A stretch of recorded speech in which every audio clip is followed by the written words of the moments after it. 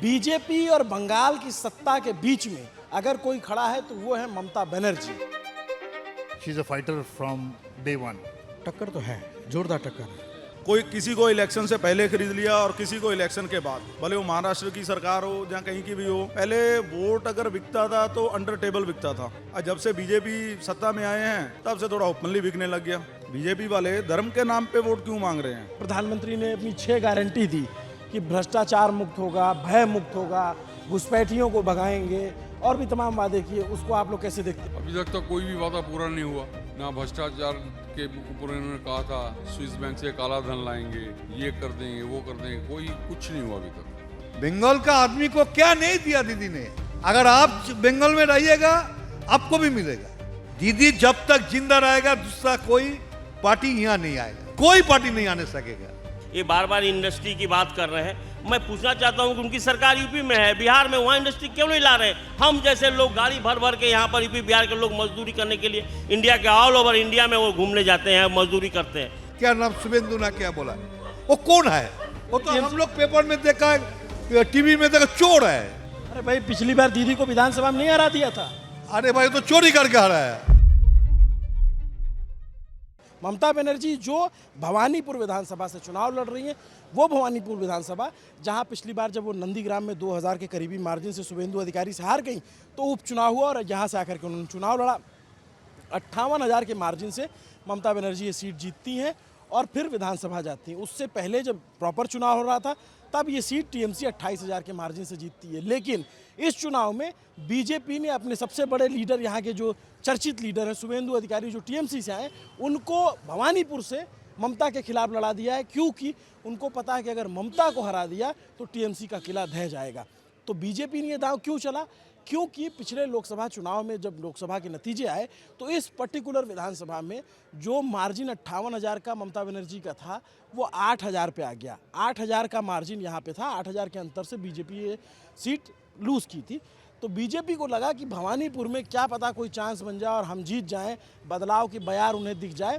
जो भी हो, एक रणनीतिक के तहत शुभेंदु अधिकारी को यहाँ उतारा गया। मैं भवानीपुर में हूँ, ये भवानीपुर की चर्चित जगह है। यहाँ पे बहुत सारे अलग अलग एज वर्ग के लोग बैठे हुए हैं। तो थोड़ा सा समझने की कोशिश करते हैं कि शुभेंदु अधिकारी वर्सेस ममता बनर्जी की जो हाई प्रोफाइल बैटल है, उस बैटल में कौन आगे चल रहा है, कौन कहाँ पे खड़ा हुआ है।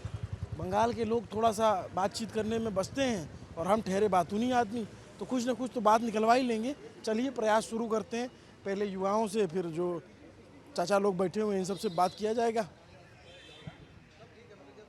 दादा थोड़ा मेरे को भी बैठाओगे?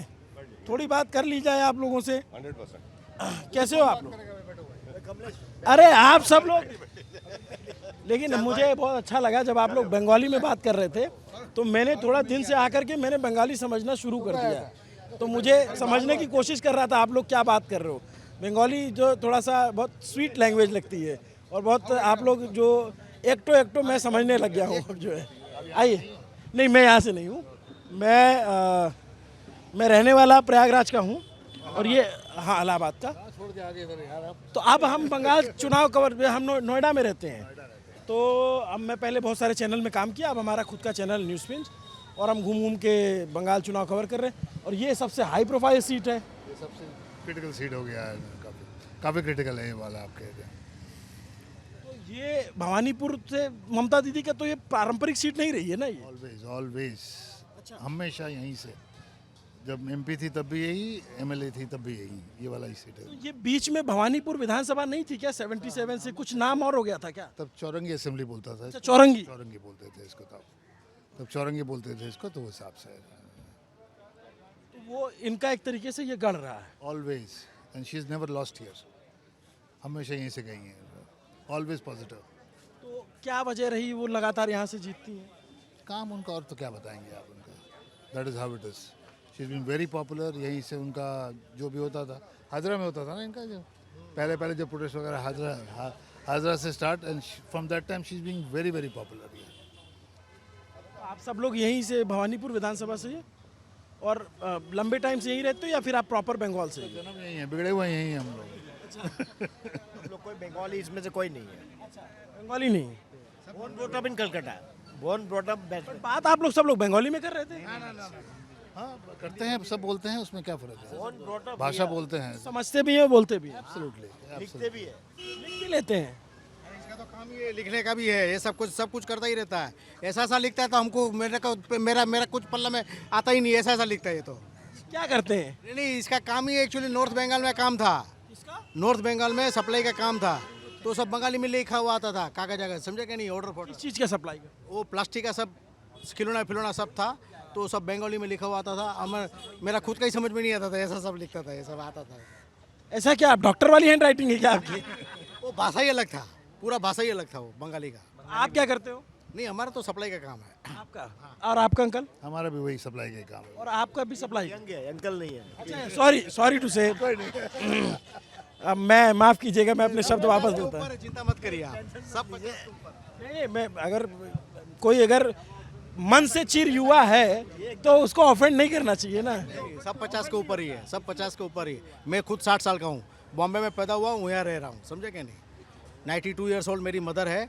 अभिषेक बनर्जी जो है, वहाँ से 2 मिनट का पैदल का रास्ता है। अच्छा, घर भी उनका ही? अभिषेक बनर्जी का यहीं घर है। हाँ, और ममता दीदी कहाँ रहती हैं? थोड़ा सा अब आगे जाओगे and I guess you have to turn right, थोड़ा सा जाके फिर वहीं रहते दिख जाएगा। सिक्योरिटी वगैरह होगा ना, आप तुरंत समझ जाओगे उधर। तो जैसे यहाँ बहुत सारे लोग बताते हैं कि वो अभी भी अपने पुराने घर में रहते हैं, ठीक बात है क्या? ये एब्सोल्युटली वहीं रहती है अभी भी। थोड़ा सिक्योरिटी बढ़ा दिया है। सब पीछे में एक कैनल जैसा है, एक आदमी ने कोशिश किया था घर में रात को चढ़ने का, तब से मैंने सिक्योरिटी और बढ़ा दिया है, बैरिकेड लगा दिया है, बारबेड वायर लगा दिया है, ये सब कुछ कर दिया है। उनको उसके बिना चलेगा कैसे? That is very important actually. वो पहले हिंदुस्तान पार्क में रहते थे, तो वो सोल्ट लेक में चले गए थे, समझे क्या नहीं। अपना एक तो गवर्नमेंट की तरफ से अपना बंगला बनाया था, तो ये तो बोलता है कि मैं नहीं तो यहीं रहूँगी और कहीं नहीं रहूँगा, समझे क्या नहीं। तो इसलिए उसको सिक्योरिटी तो देना ही पड़ेगा ना, बीइंग अच्छी चीज़। बट इनका अपना एक बिहार की है और अलग है इनका अलग ही है। She is not a normal leader जिसको बोलते हैं। She is a fighter from day one, तब से। अच्छा। हमेशा उनका हिस्ट्री आप देखो वही रहा है, वो राइट के लिए कुछ भी करेगी वो। She would do everything and everything, बड़े अच्छे से करती है। और मतलब ये लेफ्ट का शासन भी आप लोगों ने तो देखा ही होगा। हाँ, देखा ही है ना। आप लोग अंकल, आप क्या करते हो? मेरा, आप तांबा दो, मैं सोना बना दूंगा। तांबे से सोना बना दोगे? गोल्ड प्लेटिंग का बिजनेस, प्लेटिंग का काम है, प्लेटिंग का। तो मुझे लगा कोई मशीन है कि आलू डालो और सोना बन जाएगा। अभी आपने ठीक पकड़ा। ऐसा कुछ नहीं है। वो एक ही जन के पास है। किसके पास? वो नाम याद भूल गए अभी। नाम भूल गए, बट कुछ तो होगा। याद नहीं, काफ़ी दिन हो गया। काफ़ी दिन हो गया। ये मैं दर्शकों को मान रहा था, राहुल गांधी का एक बयान वायरल होता था, आलू डाल के सोना बनाऊंगा। बीजेपी के आईटी सेल ने उसका बड़ा इस्तेमाल किया, लेकिन राहुल गांधी ने कोट कुछ और किया था। वो बोल रहे थे कि ऐसा बीजेपी वाले दावा करते हैं कि आलू डाल के सोना बना दूंगा, लेकिन उतना ही काटा गया। तो पूरे देश में आज भी ये है कि राहुल गांधी ने बोला था। ये ठीक बात बोल रहा हूँ? जैसे मोदी जी के 15 लाख मिल रहा है तो 15 लाख। वो भी यही गेम है पूरा, इधर से काटो 15 लाख मिल रहा है, वही हाल है बेसिकली। तो आपका तांबे का काम है, प्लेटिंग का? प्लेटिंग का, ज्वेलरी के ऊपर गोल्ड प्लेटिंग करते हैं। और आपका अंकल? नहीं भैया, मेरा कोई काम नहीं है, बेकार है। ऐसे क्यों इतना है? कोई काम थोड़ा सी तरह जी। कोई काम नहीं है, कोई काम नहीं है। कुछ तो किया होगा जीवन में। नौकरी करता है, रिटायर्ड हो गया। रिटायर पे क्या नौकरी करते हो? कुछ नहीं करता अभी, बैठता है, अड्डा मारता है, चाय पीता है, बस। चाय पीता है, अड्डा मारता है, समोसा? कुछ नहीं, बस वही। अच्छा, बीपी शुगर सब ठीक है? सब ठीक है, सब ठीक। अभी ठीक है। ठीक है। कोई बीमारी है? कुछ बीमारी है है बीमारी है, कुछ नहीं करता है। बट बहुत सही हो यार आप लोग एकदम। जैसे तो आप लोग जब हमारे एज में रहोगे तब तो और मस्ती करते रहोगे, अभी इतनी मस्ती कर रहे हो बैठ के। संडे का दिन एक मिलता है जो घर से छुट्टी मिलने भाग के आ सकते हैं ना। रोज निकलना मुश्किल है, ऑफिस से आता है तो लेट होता है, तो संडे मिल जाता है शाम को ऐसे बैठना है। मैं इधर बैठता हूँ तो थोड़ा सा फ्रेम अच्छा बनेगा। हाँ बताइए। हम लोग सब एक दूसरे को 40 साल से जानते हैं। अच्छा, 40-50 साल से जानते हैं। इसको 88 से जानते हैं, इसको 86 से जानते हैं। स्कूल फ्रेंड्स, ये अब सब 5-6 जन स्कूल फ्रेंड्स। तो आप लोग के ओरिजिन कहाँ से हैं? सब गुजरात के हैं, सब। आप सब लोग गुजरात? इनका राजस्थान है, इनका कच्छ है, इनका सौराष्ट्र है, इनका भी सौराष्ट्र है, मेरा गुजरात है, उसका भी सौराष्ट्र है, हाँ सब गुजरात के ही है। एक ही मारवाड़ी है। ये मारवाड़ी हैं और बाकी आप लोग गुजरात। तो आप लोग आपस में गुजराती में ही बात करते होंगे। हम लोग बांग्ला ज़्यादा बात करते हैं, बांग्ला में ज़्यादा हिंदी सब कुछ। बैठ दोस्तों तो खड़ा ही रहेगा वो तो बैठे। तो ये अच्छा बंगाल का एक चीज़ मैं देखा हूँ कि यहाँ पे हर स्टेट का आदमी मिलता है और लगभग वो इतने दिन से है बंगाल में कि ऐसा लगता है वो बंगाली। पीछे जैसे सरदार जी बैठे हुए हैं तो वो भी बंगाली बोल लेंगे। सरदार जी बंगाली बोलेंगे कैमरे पे तो कैसा लगेगा? मतलब बहुत सारे दर्शक तो नॉर्मल है, एकदम वेरी वेरी नॉर्मल। मैं तो यूपी से हूँ। एक सुनिए 1980 के पहले एल्गिन रोड भवानीपुर में सरदार जी लोग की खास पॉपुलेशन थी।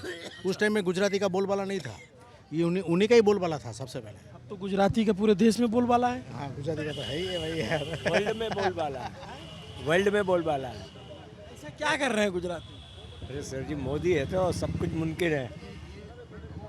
बात है, देखिए बोलबाला पूरा हिंदुस्तान का पूरा दुनिया में हो गया, ये बात तो आपको मानना पड़ेगा। चाहे गुजराती हो, मारवाड़ी हो, पंजाबी हो, यूपी वाला हो, कोई भी हो, पूरा दुनिया में। बट थोड़ा जैसे अंतर है ना भाई, गुजरात में थोड़ा बिजनेस का काम ज़्यादा, बिहार में नहीं है उस तरह का बिजनेस। गुजरात में देखिए गुजराती लोग मिलिट्री में नहीं है, गुजराती बेसिकली वो लोग बनियाज है ना, तो व्यापार धंधा करते हैं तो नेचुरली व्यापार में है, मगर सब देश के लिए है और क्या है। अभी भी जैसे इंडिया का अगर सबसे ज़्यादा रिप्रेजेंटेशन है अफ्रीका में आप जाएंगे तो गुजरात के व्यापारी बहुत हैं। है ना, अफ्रीका में है ना। हाँ उसका कारण है वो भी टिम्बर मर्चेंट जो है ना वो काफ़ी बराबर ना, टिम्बर मर्चेंट काफ़ी फैले हुए हैं। हाँ सब टिम्बर मर्चेंट है। तो देखो गुजराती प्रजा बेसिकली व्यापारी है तो नेचुरली पूरा दुनिया में रहेगी, वो कॉमन है, हर मिला नहीं मिलेगा। अच्छा अभी तो जैसे अब इलेक्शन एकदम बहुत तेज पकड़ गया है, एकदम जोर पे है और भवानीपुर एकदम हॉट सीट हो रखी है। तो यहाँ पे इस बार आपको कुछ लग रहा है कि फाइट है या फिर नहीं? ममता दी अल्टीमेटली हम लोग जितने भी है ना पॉलिटिकल बात नहीं करेंगे, ये आप समझ लीजिए। वो पॉलिटिकल चक्कर में पड़ते ही नहीं हम लोग। वो आप जितना भी बोलेंगे हम लोग पॉलिटिकल बात में पड़ते ही नहीं है। मतलब मैं तो ऐसे जानना चाहता हूँ कि सीट को लेके सर थोड़ा सा टफ होगा but overall she is gonna go through, निकल जाएगी आराम से। वो तो जो हवा का होता है ना, थोड़ा सा प्रेशर इस समय दिखता है बट इवेंचुअली उनको ही नहीं आना है, उनको ही आना है। दीदी को जी। But ये जैसे इस एरिया की पॉपुलेशन भवानीपुर की कितनी होगी, कितना कुछ आइडिया? कितनी वोटिंग पॉपुलेशन 1 लाख समथिंग होगा, 1,70,000 रुपये होगा। है बेसी होगा? नहीं ये कॉन्स्टिट्यूशन में 1,70,000 ही होगा हमको लगता है। अच्छा ये पूरा शहरी विधानसभा है, प्रॉपर शहर है कोलकाता। हाँ ये कोलकाता प्रॉपर शहर है। हाँ बहुत सारी सीट है ना यहाँ। जैसे आमतौर पे जो बाहर दर्शक देख रहे हैं उनको मैं बता दूं जानकारी के लिए, आमतौर पे बाकी राज्यों में बीजेपी शहर में बहुत मजबूत पार्टी बताई जाती है, इसको बताया शहरी पार्टी है। लेकिन नॉर्थ 24 परगना, साउथ 24 परगना और कोलकाता, ये कोलकाता शहर है, कोलकाता का बहुत हिस्सा जो शहरी हिस्सा है नॉर्थ 24 परगना में भी आता है। तो ये 3 अगर ज़िले मिला लिए जाए तो 70 विधानसभा सीटें होती हैं। पिछले चुनाव में 70 में से 64 विधानसभा सीटें टीएमसी ने जीती थी। कोलकाता की 7 विधानसभा टीएमसी ने जीती थी। नॉर्थ में भी स्वीप था और साउथ में भी लगभग। तो आप इतनी ये एरिया बहुत स्ट्रांग होल्ड रहा है क्योंकि नॉर्थ बंगाल में पिछली बार बीजेपी ने बहुत अच्छी टक्कर दी, 54 में से 35 सीटें जीत कर आई, लेकिन साउथ जो है वो टीएमसी का गढ़ माना जाता है। हमेशा गढ़ रहा है इनका। क्या ऐसी वजह रही मतलब? अच्छा मैं ये थोड़ा सा मैं अभी के गढ़ से पूछूं, आपने लेफ्ट का भी शासन देखा तो समय कैसे बदला ये इतना? ज़्यादा कोई फ़र्क नहीं है, देश का डेवलपमेंट के साथ में इसका भी डेवलपमेंट हुआ है, पर जिस तरह होना चाहिए उतना नहीं दिखा है। इतना we would expect more from Bengal but नहीं, वो नहीं हुआ है। जो थोड़ा सा लगता है कि थोड़ा सा पीछे रह गए हम लोग दैट वे। बट जैसे अंकल मैं कल कोलकाता में घूम रहा था तो मैं एक जानकार व्यक्ति थे उनके साथ, वो मुझे ब्रिटिश एरिया का वाइट टाउन जो था वो दिखा रहे थे, तो वो देख के लग रहा था कि उस एक ज़माने में कोलकाता कितना ताकतवर हुआ करता था। Basically exactly you are right. हाँ अभी भी बहुत सारे ब्रिटिशर टाइप के बिल्डिंग अभी भी है कलकत्ता में, बहुत सारे हैं। आप डेलहाउस एरिया में जाइए तो सब आपको ब्रिटिशर टाइप के ही बिल्डिंग बने हुए मिलेंगे। मैंने कांग्रेस के, कम्युनिस्ट के, टीएमसी किसी ने कुछ नहीं बनाया है। हालांकि राइटर्स बिल्डिंग को तो तोड़ दिया है लोग ने डेवलपमेंट के नाम पे। अभी तो अब फंड नहीं है इसलिए कुछ हो नहीं रहा है। तो इस बार भवानीपुर में क्या लग रहा है आपको? टक्कर तो है, जोरदार टक्कर है। हाँ जोरदार टक्कर है। क्योंकि इसे लोकसभा में टीएमसी का मार्जिन कम हुआ तो मुझे लगता है इस वजह से भी यहाँ पे शुभेंदु अधिकारी को भेजा गया? अब वो तो ये लोग का एक्चुअली क्या, वो पहले से ही अलग होके ये लोग में आ गया था, समझे कि नहीं? तो उसके जैसा यहाँ पे कोई बड़ा लीडर भी नहीं है, इसलिए वो लोग को यहाँ पे इसके सामने में लास्ट टाइम इसको तो नंदीग्राम से हरा भी दिया था ममता बनर्जी को, इसलिए इसको यहाँ पे ही लिया है लोग। एक चीज़ और, तो थोड़ा सुधांशु इधर पे अंकल पे, एक चीज़ और बता दी, यहाँ पे क्लब की क्या पॉलिटिक्स होती है? वो जैसे हमारे यूपी बिहार में नहीं लोग एकदम कनेक्शन नहीं है उसमें। नहीं, मतलब आप लोगों ने देखा है कि क्लबिंग, कैरम और ये सब कुछ? नहीं, वो सब नॉर्मल, हम लोग जैसे बैठे वो लोग वहाँ बैठे रहते हैं, फ़र्क वही है, वो फ़र्क वही है, नॉर्मल है। इस कलकत्ता फेवरेट पास टाइम चाय पीना। चाय पीना। टी अड्डा। लेकिन एक बात है, कोलकाता में चाय बहुत अच्छी मिलती है, बहुत ज़बरदस्त मिलती है। कलकत्ता बहुत बेहतरीन सिटी है, उसमें कोई दो राय नहीं है। हम तो बोनम बॉटम यहीं पे है, अपनापन कलकत्ता में हम लोग कहीं रह भी नहीं सकते हैं, वो सब ठीक है, उसमें नथिंग है। चलिए आप लोग चाय एंजॉय कीजिए, मैं कुछ और लोगों से बात मैं ले लूँगा, मैं थोड़ा कुछ और लोगों से बात कर लूँ। अंकल नमस्ते, कैसे हो? आप लोग यहीं प्रॉपर कोलकाता ही रहते हो? नमस्ते, कैसे हो? मेरा नाम अभिनव है, मैं दिल्ली से आया हूँ, जर्नलिस्ट हूँ और बंगाल थोड़ा घूम रहा हूँ इस समय, इलेक्शन वगैरह भी चल रहा है तो देख रहा हूँ। बट आप लोग कब से यहाँ पे हो? हमारा जन्म ही यहाँ है। अच्छा, हम लोग जन्म से ही यही है।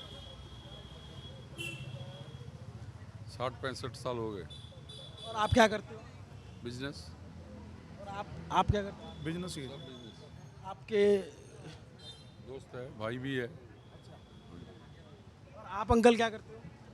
जो सब एक ही है, ऑल आर सेम। तो आप लोग मतलब, तो आप बचपन से रहते हो तो ऑब्वियस सी बात है बंगाली भी बोलते होगे? बहुत अच्छी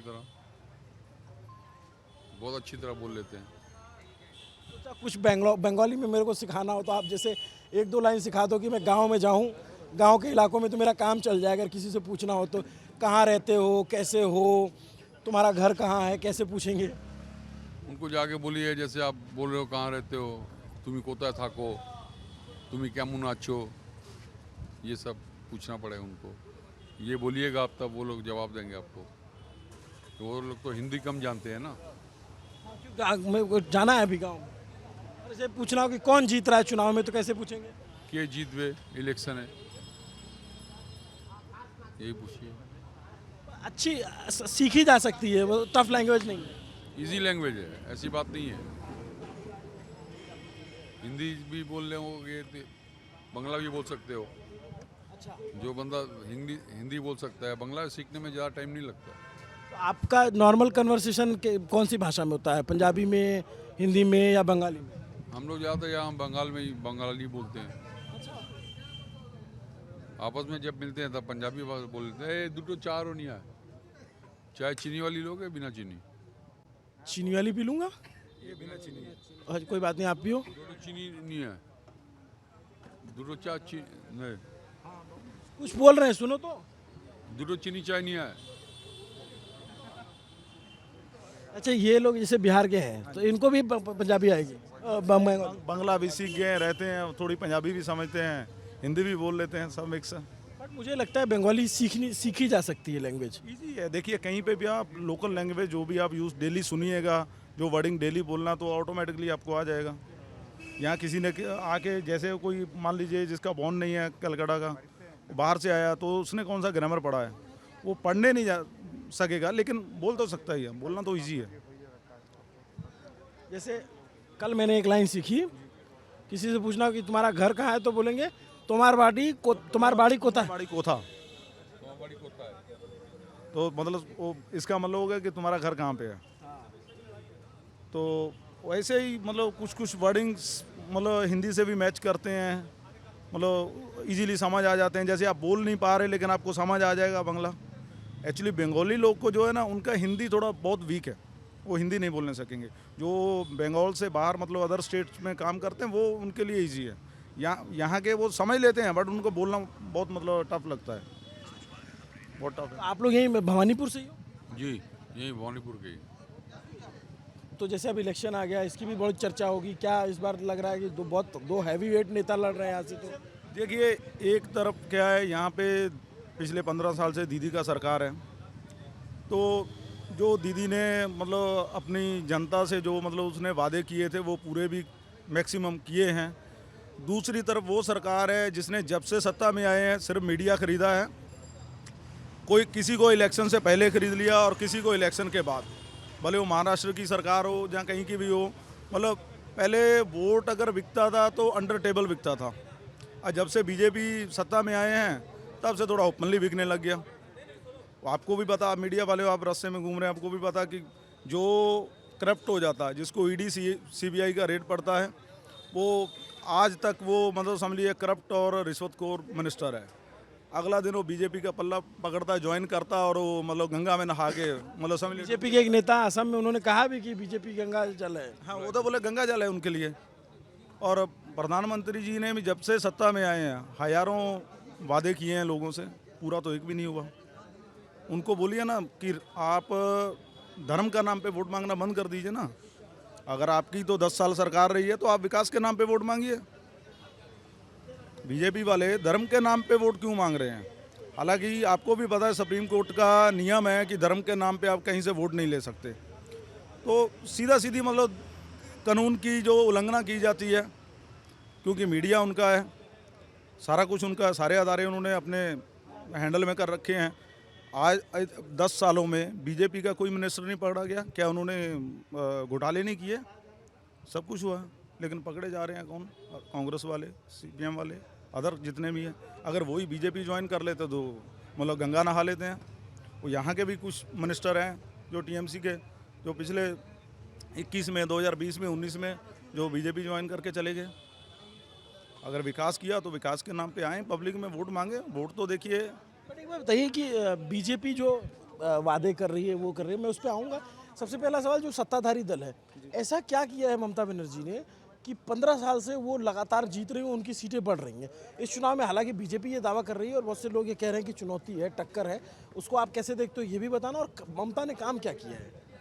काम देखिए, एक तो जो इनका यहाँ पे पब्लिक के अंदर एक होता रिलेशन मेंटेन करना। अदर स्टेट के सीएम देख लीजिए, अगर उनका काफिला जाता है तो कम से कम उनके साथ 20 से 50 गाड़ियाँ, 20 गाड़ी तो मिनिमम उनके साथ रहती हैं। और ममता दीदी का यहाँ से अगर गाड़ी गुजरेगा तो 3 से 4 गाड़ी के ऊपर आपको कोई गाड़ी नज़र नहीं आएगा। फिर उनका अगर हॉस्पिटल को ले लीजिए, हॉस्पिटल का अवस्था पहले से बहुत बेहतर किया उन्होंने। उनके आने के बाद बहुत सुधार हुए हैं, रोड के बहुत सुधार हुए हैं, काफ़ी बहुत काम है उनके जो सरकार के। सामने पीजी का सामने बहुत बड़ा कैंसर हॉस्पिटल बन रहा है अभी, तो ये भी बहुत बड़ी उपलब्धि है और बड़े शॉर्ट टाइम में उन्होंने खड़ा भी कर दिया इसको। और ये जो वेलफेयर स्कीम चलती हैं, आपको नहीं लगता ये फ्री बीज है? देखिए, वेलफेयर स्कीम है जो कोई भी पार्टी की हो, भले किसी को सिलेंडर फ्री देना है और किसी को 1000 रुपया, 2000, 1500, ये सब जो चीज़ें हैं ना, ये हमारे जो नेशन है पूरे विश्व, पूरे इंडिया में, उनको, ये हमारी जो जनसंख्या है उनको अपाहिज कर रहे हैं हम। उनको, हमको रोज़गार देना चाहिए ताकि वो कमा के खुद ये सब खरीद सके। उससे सब्सिडी का। मैं अंकल आपसे ये जानना चाहता हूँ एज अ जागरूक नागरिक कि जैसे टीएमसी है वो 1500 रुपये महिलाओं को दे रही है, बीजेपी कह रही कि हम आएंगे 3-3 हज़ार रुपये दे देंगे, असम में 10,000 दिया, बिहार में असम में 9,000 दिया, बिहार में 10,000 दिया, फिर कांग्रेस भी कहीं चुनाव लड़ती हो कहती है हम बढ़ा के दें। सब में एक होड़ सी नहीं लग गई है कि आपको हम देंगे? कहाँ से देंगे? वो आपके और हमारे टैक्स का पैसा है, उसमें से देंगे, या कोई सरचार्ज लगा देंगे, या कहीं कुछ थोड़ा बहुत बढ़ा के देंगे। सरकार कभी भी अपने खजाने से नहीं देगी, वो उनको जितना देना है उधर से अपना कवर करके देगी। और जिस दिन से वो अनाउंस करते हैं वो 2-4 साल तो ऐसे निकाल ही देते हैं। जैसे भगवंत मान है, उनका भी 1 साल मुश्किल से बाकी है, ठीक है कि नहीं? तो उनका जो कमिटमेंट था अभी तक फुलफिल नहीं हुआ। 1100 रुपया, 1000 से 1100 रुपया किया, अभी 100 रुपया भी नहीं डाला लेडीज़ के खातों में। तो ये कमिटमेंट जो है, इसका इम्प्लीमेंटेशन है जो, वो कोई भी सरकार है उनको, सरकारों को करना चाहिए। और हेल्थ एंड एजुकेशन के ऊपर में ध्यान देना चाहिए, जो आज की बहुत बड़ी एक तो नीड है। अच्छा अंकल, ये बताओ, जैसे प्रधानमंत्री ने अपनी 6 गारंटी दी कि भ्रष्टाचार मुक्त होगा, भय मुक्त होगा, घुसपैठियों को भगाएंगे, और भी तमाम वादे किए, उसको आप लोग कैसे देखते हो? अभी तक तो कोई भी वादा पूरा नहीं हुआ। ना भ्रष्टाचार के ऊपर इन्होंने कहा था स्विस बैंक से काला धन लाएंगे, ये कर देंगे, वो कर देंगे, कोई कुछ नहीं हुआ अभी तक, खाली भाषण है। जब विपक्ष में थे मोदी जी तो बोलते थे कि बॉर्डर सेंटर फोर्स किसके अंडर में है? कांग्रेस के अंडर में है, क्योंकि केंद्र में सरकार कांग्रेस की थी। तो घुसपैठिए आते कहाँ से? बॉर्डर से। उनको कौन ला रहा? कांग्रेस ला रही। अब पिछले 10 सालों में तो इनकी सरकार है, अब बताइए घुसपैठिए कौन घुसा रहा? कि स्टेट सरकार तो नहीं उनको एंटर करा रही, फिर इसका मतलब आपकी सरकार ही उनको एंटर करा रही है। और आप बता दीजिए 10 सालों में आपने कौन सा भ्रष्टाचार खत्म कर दिया? आपके मिनिस्टरों ने तो बड़े, आपके अमित शाह जी के बेटे की जो कंपनी कल तक जो 50 करोड़ की थी आज 16,000 करोड़ के आसपास पहुंच गई। ऐसा कौन सा ग्रो कर लिया उन्होंने? आप तो बोले थे कांग्रेस में परिवारवाद है, हम लोगों में परिवारवाद नहीं है। तो आप जितने मिनिस्टर उठा के देख लीजिए, सब में परिवारवाद है। कहनी और करनी में बहुत अंतर है। हर बात उनकी एक जुमला सिद्ध होती है। जैसे बोलते हैं कि आज की पढ़ी लिखी जनता को बेवकूफ़ बनाना। प्रधानमंत्री जी का स्टार्टिंग से लेके अभी तक जितना भी स्टेटमेंट दिया हुआ, एक एक स्टेटमेंट उठा के देख लीजिए। किसी में वो बोलते हैं कि हम 35 साल भिक्खा मांग के खाएं। दूसरी स्टेटमेंट में बोलते हैं कि जब मैं सीएम नहीं था, कोई मंत्री नहीं था, तब मैंने अमेरिका के 11 देश अमेरिका के कम से कम 30 के आसपास जो मैंने छोटे मोटे टाउन थे जो अमेरिका के अंदर, उसकी मैं विजिट कर चुका था। लेकिन उन्होंने बोला कि मैंने कोई काम ही नहीं किया, मैंने 35 साल तो भिक्खा मांगी है। आप बताइए कि वो उनकी कभी बोलते मैं स्कूल नहीं गया, दूसरी स्टेटमेंट में बोलते हैं मेरे पास डिग्रियां हैं। तो ये प्रधानमंत्री जी को ये चीज़ तो शोभा ही नहीं देती। खैर, इन पे जो चुनाव चल रहा है उस पर क्या असर रहेगा? प्रधानमंत्री का चेहरा है, वो सब कुछ नाम है, लेकिन शुभेंदु अधिकारी के यहाँ आने से कोई मुकाबला आपको लग रहा है कि रोचक हुआ है? देखिए कुछ नहीं, आपके सामने रिजल्ट 4 तारीख को आ जाएगा, क्लियर है। दीदी का यहाँ से दीदी का जो वो जीत तो होना ही है, क्योंकि वोट बैंक तो दीदी को ही जाएगा। आप पिछले 5 सालों में जो हम लोग यहाँ रह रहे हैं, हम देख रहे हैं शुभेंदु जी मेरे हिसाब से पिछला 2021 का इलेक्शन के बाद अभी वो ये एरिया में एंटर किए हैं। ये 5 साल में उनको समय नहीं मिला भवानीपुर में देखने भी कौन यहाँ उनकी पब्लिक जो उनके सपोर्टर हैं, जहाँ उनके जो उनसे जुड़े हुए लोग वो कैसे जीवन जात कर रहे हैं, जहाँ उनकी क्या प्रॉब्लम है, क्या समस्याएं हैं, कभी पूछने नहीं आए। तो बोलिए पब्लिक वोट क्यों देगा उनको? ये तो अच्छा, इस इलाके में कितने संख्या में सरदार रहते होंगे? यहाँ पे ये एरिया में समझ लीजिए कि आपका अगर भवानीपुर कंस्टिट्यूंसी का बात करिए तो 6-7 हज़ार होंगे। 6-7 हज़ार। और ज़्यादातर लोग वेस्ट बंगाल का अगर लगाइए तो 80,000 के आसपास है। 80,000। चलिए, भवानीपुर सरदारों के नाम से ही जाना जाता था, ये पंजाबी यहाँ ज़्यादा रहते हैं। पहले भवानीपुर मीन्स ये था अपना पंजाबियों का घर। अभी सब आस्ते आस्ते सब मूव हो गए, कोई विदेश चला गया, कोई पंजाब चला गया। तो आप लोग के बिजनेसेस क्या हैं? ट्रांसपोर्टिंग, इनका ट्रांसपोर्टिंग का, मेरा कार रेंटल का। चलिए, कुछ और लोगों से भी बात करते हैं, थोड़ा और लोगों से बात कर ली जाए। अब बातचीत के क्रम में मैं दुकान से बढ़ के इधर आ गया। ये मुझे बस स्टैंड सा जैसा कुछ लगा, लेकिन बाद में पता लगा ये क्लब है, कोई है क्लब है। ये किस चीज़ का क्लब है? ये भवानीपुर भेनस क्लब। बोलिए, भवानीपुर का किस चीज़ का क्लब है? सोशल वर्क का क्लब। ये कौन सा? कैरम बोर्ड खेलते हैं? बोर्ड है, तो लॉक करके रखा हुआ है। लोक रखा, आदमी आएगा उसके बाद खेला होगा। अच्छा, खेला होगा। ये कैरम बोर्ड है। मैं तभी समझने की कोशिश कर रहा था है क्या चीज़ ये। ये इसको लॉक करके रखते हैं।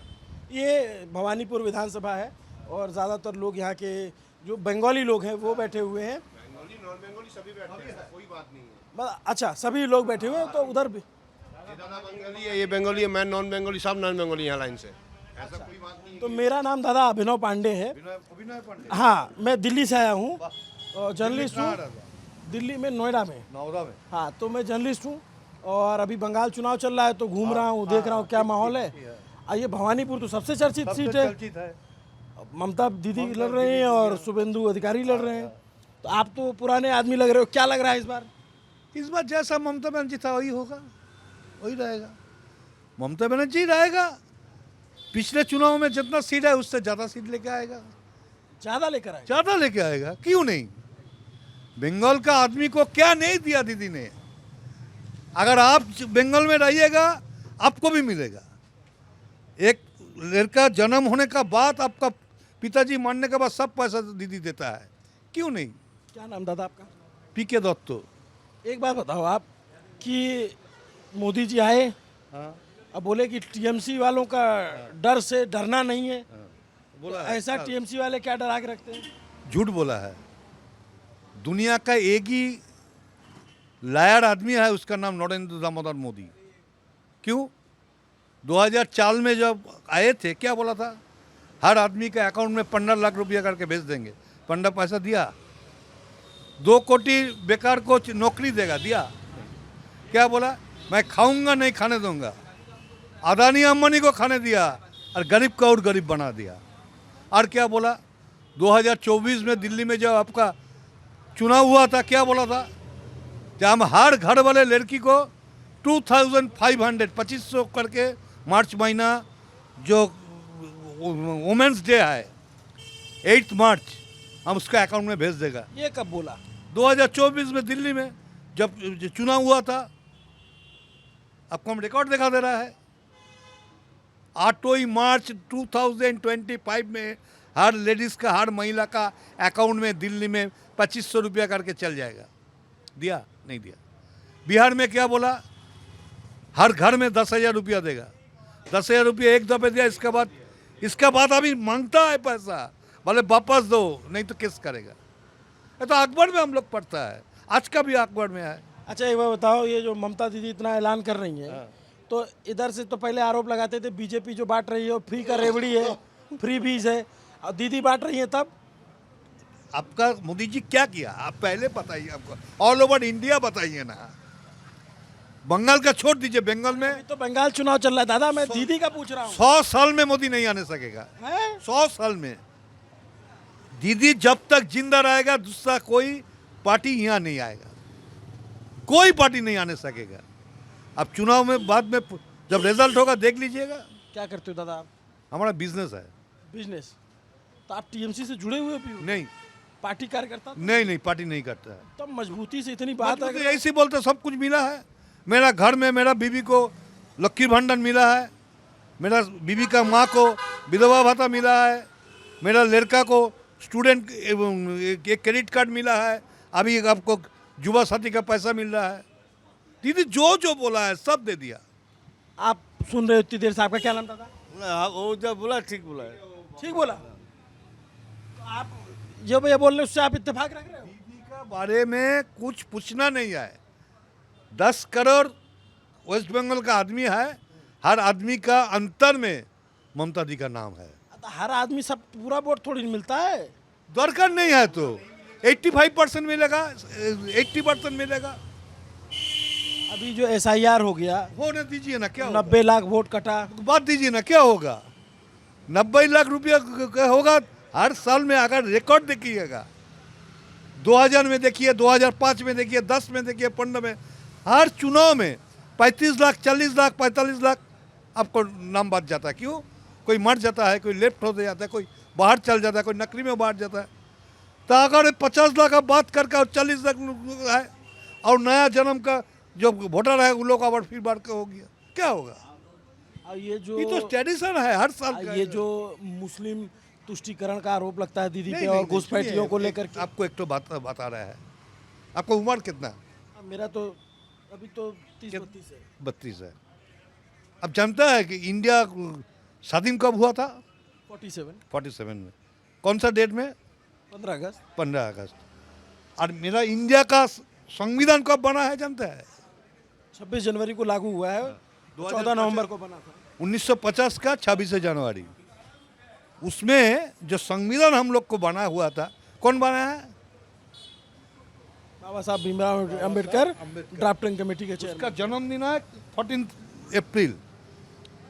तो इतना हम लोग का इंडिया में इतना सा मजबूरी, इतना सा शिक्षित लोग रहने के बाद, गोपालाचार्य, कृष्ण सिंह आयर, इतना भी बड़ा बड़ा आदमी रहने के बाद बाबेकर अम्बेडकर के क्यों इंडिया गवर्नमेंट संविधान का ऊपर में रखे हैं?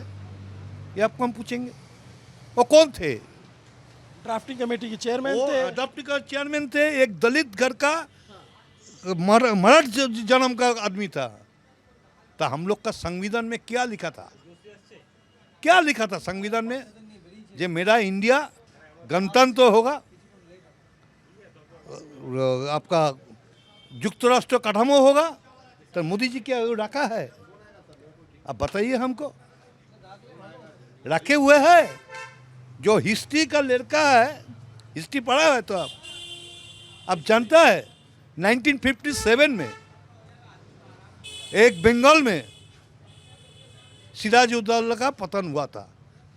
1957 में सिराजुद्दौला सिराजुद्दौला 1757 सॉरी 1757 में लॉर्ड क्लाइव लाइक का हमारा में।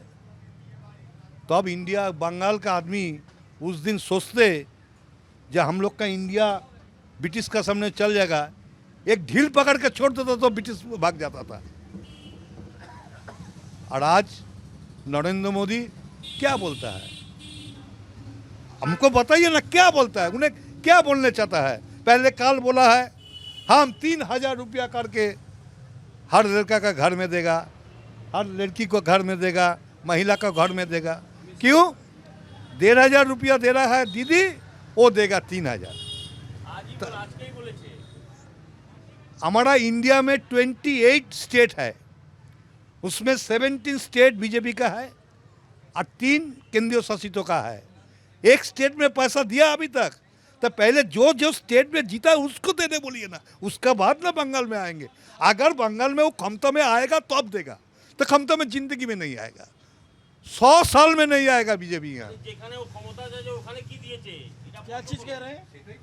हाँ? क्या कह रहे हैं? हम कह रहे हैं तो हम नहीं बोला। आप सबसे पहले प्रश्न आपसे है कि उनकी सरकार यूपी में है, बिहार में है। अरे भैया इतनी बेकारी क्यों है? आज भी बिहारी ट्रेन में लद्दाख के जा रहे हैं कमाने के लिए। कुछ तो सोचो। हम जैसे नौजवान को क्या चाहिए? काम चाहिए, काम। बंगाल में मिल रहा है? हाँ बिल्कुल मिल रहा है। तो बहुत सारे लोग मिले तो कहे कि बंगाल से भी अब लोगों को जाना पड़ रहा है क्योंकि यहाँ इंडस्ट्रियलाइजेशन नहीं। नहीं, अब देखिए कब दिखाइए आपको, आपके बोलने से मान लेंगे, आपके बोलने से नहीं, हमको मिला है।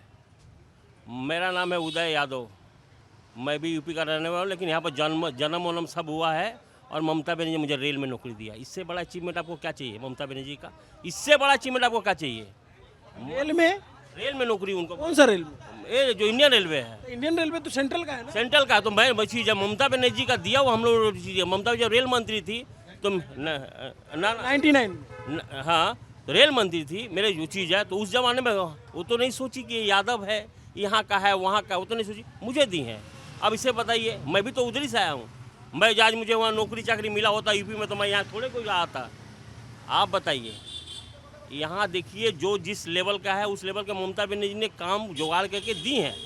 यहाँ पर बेकारी संस्था। और एक बात बताइए, केंद्र तो बड़ा जगह है, मोदी जी का बड़ा जगह। एक यूपी से बिहार से इतने लेबर लोग आते हैं, बड़ा दुख होता है। मैं वहाँ से आता हूँ, मैं क्यों अपने स्टेट छोड़ का हूँ? जॉब पर क्यों नहीं ध्यान देती हैं? और एक बात बोलिए, 2-2 लाख नौकरियाँ देंगे, इतने बेकारी हम मैं दूर करूँगा। कहाँ बेकारी दूर हो रहा बताइए ना? ये कब तक झूठ का कारोबार चलेगा? और ममता बनर्जी देखिए, आपको एक चीज़ मैं बता दूं, बच्चा जब पैदा होता है उसके लिए एक बीमा की है, मरता है उसके लिए भी एक लक्की भंडार। गरीब महिलाएं जो गांव में रहती हैं वो हर औरत को 1200 रुपया वो देती हैं। हाँ, 1500 रुपया होगा। स्टूडेंट के लिए वो बनाई है कि एक स्टूडेंट को जो बेकारी है, स्टूडेंट के लिए 1500 उन्होंने चालू किया है। अब आप बताइए ममता बनर्जी ने क्या काम नहीं किया? ममता बनर्जी जो बोलती हैं वो करती हैं। इसीलिए आप एक भी हमको ऐसा चीज़ बता दीजिए आप जो मोदी जी बोले हैं और किए हैं। मैं ये तो जैसे आपने बताया, तो आप थोड़ा कम उम्र के लग रहे हैं। जैसे इन्होंने बताया कि यहाँ पे रोजगार को लेकर के जो बात है, आपको क्या लगता है? हाँ ठीक ही है, सब कुछ ठीक है। हम तो यहाँ नहीं रहते, हम रहते हैं मौलाली में। हम तो यहाँ आए विधानसभा के नहीं है। अरे रहते तो आप बंगाल में ही है ना? कोलकाता में। तो यहाँ पे इंडस्ट्रियलाइजेशन हुआ उस तरीके से जिस तरीके से होना चाहिए था? हाँ हो रहा है, बहुत कम हो रहा है। दीदी तो बहुत कम कर रहा है और भी काम करेगा आगे। एक चीज बिहार यूपी में तो क्यों नहीं इंडस्ट्री आ रहा है? यहाँ पर तो भाई इंडस्ट्री है। मेरा बोलने का मतलब एक चीज़ है, ये बार बार इंडस्ट्री की बात कर रहे हैं। मैं पूछना चाहता हूँ कि उनकी सरकार यूपी में है, बिहार में, वहाँ इंडस्ट्री क्यों नहीं ला रहे हैं? हम जैसे लोग गाड़ी भर भर के यहाँ पर यूपी बिहार के लोग मजदूरी करने के लिए इंडिया के ऑल ओवर इंडिया में वो घूमने जाते हैं, मजदूरी करते हैं। बड़ा दुख होता है। हमारे यहाँ योगी जी हैं, 10 साल से उनका शासन है, फैक्ट्री लाए बनाए। ममता बनर्जी ने तो यहाँ पर जो आप लोग दिलाइएगा तो। अरे आप क्या बात कर रहे हो? आप न्यूज़ पिन जानते नहीं हो? हम बीजेपी को वोट देगा, लेकिन पहले टीएमसी का बटन दबा के देखेगा। बस समझ लीजिए, और कुछ नहीं करने का। मतलब कि दीदी ही रहेगी, कुछ करने का नहीं है। दीदी ग्रेट, बस। या फिर अमित शाह जी आए, क्या कह रहे हो इधर? अभी इधर हाँ बताओ। नहीं हम बोले ना यहाँ पे दीदी ही रहेगी, इसको कोई नहीं हटा सकता है। चाहे मोदी जी आए, अमित शाह जी आए, हमारे योगी जी आए, हमको उनसे कोई तकलीफ नहीं है, लेकिन यहाँ पे हमारा दीदी ही बेस्ट है और दीदी ही रहेगी।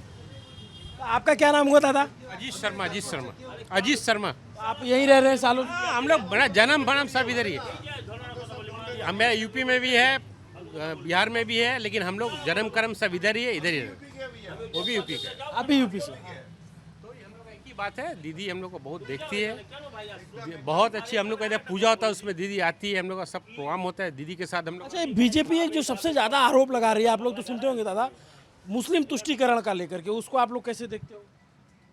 कुछ समझ में नहीं आता। मैं नॉन पॉलिटिकल आदमी हूँ भैया, कुछ आइडिया नहीं है। मुस्लिम सब ठीक है, कोई दिक्कत नहीं। चाय पीजिएगा क्या? चाय तो हम पी लिया, अभी एक चाय पिया। इंडिया तो सब धर्म का आदमी का लिया है ना, मुस्लिम हो, पारसी हो, गुजराती हो, सबके लिए। तो यहाँ कलकत्ता में, बंगाल में सब जाति का, सब आदमी का। ये देखिए यूपी वाला, ये देखिए यूपी वाला, मैं बंगाली, कोई है बिहार का, सब है।